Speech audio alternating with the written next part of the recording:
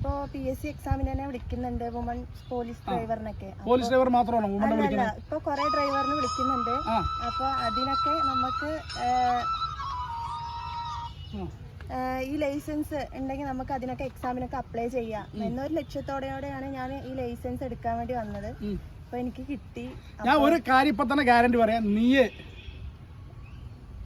Driver exam return exam എഴുതി physical ഉള്ളതാണെങ്കിൽ ഫിസിക്കലും പാസ്സായിട്ട് വരികയാണെങ്കിൽ നിനക്കൊരു ഗവൺമെൻറ് ജോലി നേടിത്തരേണ്ട കാര്യം ഞാൻ ഏറ്റു. Hi friends, welcome to National Driving Institute. National Driving ഇൻസ്റ്റിറ്റ്യൂട്ടിൻ്റെ വേറൊരു വീഡിയോയിലേക്ക് നിങ്ങൾക്ക് എല്ലാവർക്കും സ്വാഗതം. ഇന്ന് ഞാൻ പരിചയപ്പെടുത്താൻ പോകുന്നത് വിസ്മയ ഹെവി ടെസ്റ്റ് കഴിഞ്ഞ് ഇന്ന് നിൽക്കുകയാണ്. ഹെവി പഠിക്കാൻ വരുന്ന സമയത്ത് നിങ്ങളുടെ മാനസിക ടെൻഷൻ എന്തായിരുന്നു? ഹെവി പഠിച്ചു കഴിഞ്ഞപ്പോൾ നിങ്ങളുടെ മാനസിക ടെൻഷൻ എന്താണ്? എനിക്ക് വണ്ടികളൊന്നും ഓടിക്കാൻ അറിയില്ല. വണ്ടികളൊന്നും ഓടിക്കാൻ അറിയില്ല. ഞാൻ ഇവിടെ വന്നിട്ടാണ് ആദ്യം എന്താണ് വണ്ടികൾ എന്ന് പറയുന്നത് ഏതൊക്കെ? കാറൊക്കെ അതിൽ പെടുവോ? കാറെല്ലാം പെടും അതിൽ. എനിക്ക് ഒരു വണ്ടി ഓടിക്കാൻ അറിയില്ല. ഇവിടെ വന്നിട്ടാണ് ഞാൻ പഠിച്ചത്. എനിക്ക് കാറിൽ ആദ്യം ഇവര് ട്രെയിനിങ് തന്നു. എന്നിട്ട് അതിന് ശേഷമാണ് എന്നെ ബസ്സിൽ കയറ്റി.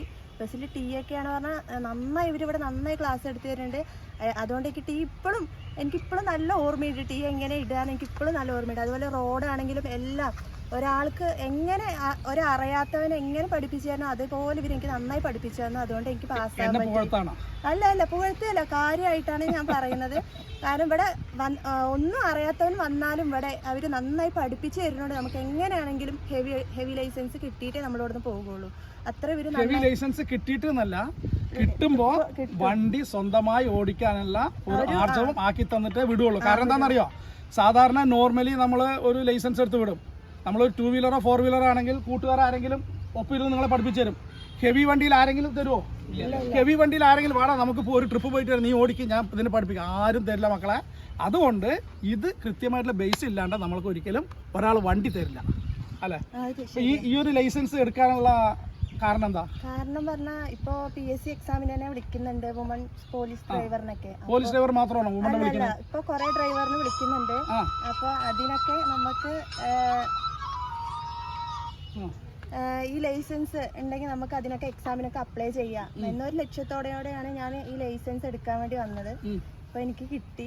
ഞാൻ ഒരു കാര്യം ഇപ്പൊ തന്നെ ഗ്യാരണ്ടി പറയാം, നീ ഡ്രൈവർ എക്സാം റിട്ടേൺ എക്സാം എഴുതി ഫിസിക്കൽ ഉള്ളതാണെങ്കിൽ ഫിസിക്കലും പാസ്സായിട്ട് വരികയാണെങ്കിൽ നിനക്കൊരു ഗവൺമെൻറ് ജോലി നേടിത്തരേണ്ട കാര്യം ഞാൻ ഏറ്റു. അതിൽ യാതൊരുവിധ മാറ്റമില്ല. അതിന് എന്ത് റിസ്ക് എടുക്കാം, അതിൻ്റെ ഫീസ് ഉണ്ടാവും, പക്ഷെ ആ റിസ്ക് എടുത്തിട്ട് നിനക്കത് നേടിത്തരും. ഇപ്പം ഇതിൽ വേറെ ആരെങ്കിലും PSCക്ക് അപേക്ഷിക്കുന്ന ആൾക്കാരുണ്ടോ? ഇങ്ങോട്ട് വാ. അതേപോലെ തന്നെ ഇതിൻ്റെ പ്രാക്ടീസ് വരുന്നത് നിങ്ങൾ ധൈര്യമായിട്ട് എൻ്റെ അടുത്ത് വന്നാൽ ഞാൻ നിങ്ങൾക്ക് എന്ത് ഗൈഡൻസ് തരണം അത് നിങ്ങൾ ഫോളോ ചെയ്താൽ ആദ്യത്തെ 20 റാങ്കിൻ്റെ ഉള്ളിൽ നിങ്ങൾ വരുന്ന പോലെ തന്നെ ഞാനത് ചെയ്തു തരും. 20 റാങ്ക് എന്ന് പറയാൻ കാരണം നമ്മൾ അപ്പോൾ നടക്കുകയുള്ളൂ. ഇനി അതുകൊണ്ട് നിങ്ങൾ റിട്ടേൺ എക്സാമിൽ മാക്സിമം മാർക്ക് സ്കോർ ചെയ്യുക. ബാക്കി ഇവിടുന്ന് ഞാൻ ചെയ്തു തരാം, അതിൻ്റെ കാര്യങ്ങളൊക്കെ പറഞ്ഞുതരാം. പിന്നെ ഈ റോഡ് ഓടിക്കുന്ന സമയത്ത് ആൾ 2-3 പ്രാവശ്യം ടെസ്റ്റ് അറ്റൻഡ് ചെയ്തു. ഫസ്റ്റ് അറ്റൻഡ് ചെയ്തപ്പോൾ ടീ ഫെയിലായി. അന്ന് ആയിട്ടുണ്ടായിരുന്നില്ല.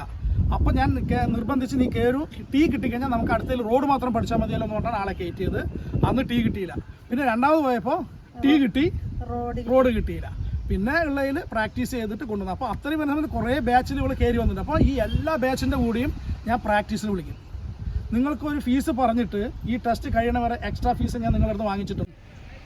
അതേപോലെ തന്നെ ഇന്ന് ടെസ്റ്റ് കഴിഞ്ഞ് ഇറങ്ങി ഈ ഗ്രൗണ്ടിൽ വന്ന വഴിക്ക് നീ എന്നോടൊരു ചോദ്യം ചോദിച്ചു. എന്താ ചോദിച്ചേ? ഫീസ് എന്തെങ്കിലും വേണമെന്ന് ചോദിച്ചു. അപ്പോൾ ഞാൻ എന്ത് മറുപടി വന്നു? വേണ്ട. കാരണം ഞാൻ ആൾറെഡി നിങ്ങളുടെ അടുത്ത് ഒരു ഫീസ് പറഞ്ഞിട്ടാണ് എടുക്കുന്നത്. ആ ഫീസ് ഐ ആം സാറ്റിസ്ഫൈഡ് ആണ് അതിൽ. കാരണം സാധാരണ ഒരു ഡ്രൈവിംഗ് സ്കൂളാണ് നിങ്ങളടുത്തൊരു ഫീസ് പറയും, നിങ്ങൾ 1 പ്രാവശ്യം തോൽക്കും, 2 പ്രാവശ്യം തോൽക്കും. ഈ തോൽക്കുമ്പോഴൊക്കെ നിങ്ങളുടെ എക്സ്ട്രാ ഫീസ് ഇങ്ങനെ കയറി പോകുന്നുണ്ടാവും. അവർ പറയുന്ന ഒരു ഫീസായിരിക്കും, നിങ്ങൾ ടെസ്റ്റ് കഴിഞ്ഞ് ലൈസൻസ് കിട്ടുന്ന സമയത്ത് വേറൊരു ഫീസാവും. തോൽക്കാതെ പോകണവർ രക്ഷപ്പെട്ടു പോയി, തോൽക്കുന്നവരുടെ കാര്യം പറയണം. അപ്പോൾ അങ്ങനെ ഒരു ഹാബിറ്റ് എൻ്റെ ഇതിലെ മാക്സിമം എല്ലാവരും പാസ്സാക്കണം എന്നുള്ളതിൽ തന്നെയാണ് ഞാനത് ചെയ്യുന്നത്. ഇനി അങ്ങനെ ഇതായി കഴിഞ്ഞാലും ഞാനൊരു ഫീസ് പറയുന്നതിൽ ഇവർ ചേർന്ന് കഴിഞ്ഞാൽ ബാക്കിയുള്ളവരെക്കാളും കുറച്ച് ഫീസ് കൂടുതലാണ്. പക്ഷേ ഡ്രൈവിംഗ് ടെസ്റ്റിൻ്റെ ക്വാളിറ്റി അതിനനുസരിച്ചുണ്ട്. പക്ഷേ നമ്മൾ ഫീസ് കുറവിൽ പഠിച്ചതിന് ശേഷം പിന്നീട് നമ്മൾ വണ്ടി എടുക്കാൻ പറ്റാതെ എല്ലാവരെയൊക്കെ ഡിപ്പെൻഡ് ചെയ്ത് കുറേ നടന്ന് ഇവിടുന്ന് പിന്നെ എവിടെയെങ്കിലുമൊക്കെ പോയി ഇവിടെ എക്സ്ട്രാ പൈസ കൊടുത്തൊക്കെ പഠിച്ച് വരുമ്പോഴും ഇതിൻ്റെ ഒരു ക്വാളിറ്റി അവിടെ കയറി വരാൻ സാധ്യതയില്ല. അപ്പോൾ അത് ഹെവി എന്നുള്ള സമയത്ത് ഇവിടുന്ന് പോകുമ്പോൾ അവൻ പെർഫെക്റ്റ് ആയിരിക്കും. അതുകൊണ്ട് നിങ്ങൾ ഒരു ഗവൺമെൻറ് ടെസ്റ്റിന് തയ്യാറെടുക്കുന്ന ഒരു ആൺകുട്ടിയാണെങ്കിലും ശരി പെൺകുട്ടിയാണെങ്കിലും ശരി നിങ്ങൾ ധൈര്യമായിട്ട് നാഷണൽ ഡ്രൈവിംഗ് ഇൻസ്റ്റിറ്റ്യൂട്ട് തിരഞ്ഞെടുത്തോളൂ. കേരളത്തിൽ എവിടെയാണെങ്കിലും നിങ്ങൾക്ക് എന്നെ വിളിക്കാം. നിങ്ങൾ ഇവിടെ വന്നു കഴിഞ്ഞാൽ നിങ്ങൾക്ക് ഇവിടെ താമസിക്കേണ്ട എല്ലാ സൗകര്യങ്ങളും ഞാനിവിടെ അറേഞ്ച് ചെയ്യാറുണ്ട്. ഇതുവരെ ഞാൻ എൻ്റെ ഒരു വീഡിയോയിൽ ഞാൻ ചെയ്ത് കൊടുക്കാറുണ്ട്. ഒരു വീഡിയോ ഞാനത് പറഞ്ഞിട്ടില്ല, പക്ഷേ നിങ്ങളത് അറിയണം. ഇത് പറച്ചിലല്ല, ചെയ്ത് അനുഭവമുള്ള ആൾക്കാർ. എനിക്ക് അനുഭവം ഉണ്ടോ? നിന്റെ കഴിഞ്ഞ ബാച്ചിലൊക്കെ കഴിഞ്ഞ ബാച്ചിൽ കാസർഗോഡ് നിന്നൊക്കെ വന്നവരുണ്ട്. അവരിവിടെ സ്റ്റേ ചെയ്തിട്ടാണ് പഠിച്ചിട്ട് ടെസ്റ്റ് കിട്ടിയിട്ടാണ് അവരിവിടുന്ന് പോയത്. അപ്പോൾ അതിന്റെ പേയ്മെന്റ് ഒക്കെ അവരുടെ റൂമിന്റെ ഒക്കെ ആരൊക്കെ നോക്കിയത്? ഒക്കെ നമ്മുടെ നാഷണൽ ഡ്രൈവിംഗ് സ്കൂളാണ് നോക്കിയത്. ഈ കുട്ടിക്ക് നല്ല 2-3 ബാച്ചിൽ വന്നുകൊണ്ട് ഒക്കെ കാര്യങ്ങൾ ഇതിൽ പിന്നെ ദൂരെയുള്ള താമസിച്ച് പഠിക്കേണ്ട ആൾക്കാർ ഇതിലില്ല. അതുകൊണ്ടാണ് ഞാൻ ഇതിലാരും ചൂണ്ടിക്കാണിക്കാതിരുന്നത്. ഇനി ഇതിൽ ഇതിന് തയ്യാറെടുക്കുന്ന വനിതകളുടെ അടുത്ത് നിങ്ങൾക്ക് എന്താ പറയാനുള്ളത്? ആരും വണ്ടി ഓടിക്കാൻ അറിയില്ല പറഞ്ഞിട്ട് പേടിച്ച് നിൽക്കേണ്ട. കാരണം നമ്മൾ പരിശ്രമിച്ച് കഴിഞ്ഞാൽ നമുക്ക് എല്ലാം നടക്കും. നമ്മൾ ആ പേടിയൊക്കെ മാറ്റി വെച്ച് ഇതേപോലെയുള്ള നല്ല ഡ്രൈവിംഗ് സ്കൂളിൽ വന്ന് പഠിക്കാൻ, നമ്മളെ പഠിപ്പിച്ച് തരാനും സപ്പോർട്ട് ചെയ്യാൻ ആൾക്കാരുണ്ടെങ്കിൽ നമുക്ക് സുഖമായിട്ട് നമുക്ക് ലൈസൻസ് ഇവിടെ തന്നെ വരണമെന്ന് പറയണില്ല. ഇതേപോലെയുള്ള നല്ല ഡ്രൈവിംഗ് സ്കൂളിൽ വന്നിട്ട് പഠിച്ചു കഴിഞ്ഞാൽ നമുക്ക് എന്തായാലും എന്നെ പോലെ ഹെവി എടുക്കാൻ എല്ലാവർക്കും സാധിക്കും. അതിനൊരു മാതൃകയാണ് ഞാൻ. അതിനൊരു മാതൃകയാണ് ഞാൻ. അടിപൊളി. ഓക്കെ, ഈ വീഡിയോ ഇവിടെ വൈൻഡപ്പ് ചെയ്യാണ്. ഇനി നമ്മൾക്ക് അടുത്ത വീഡിയോയിൽ കാണുമ്പോഴേക്കും ഗുഡ് ബൈ.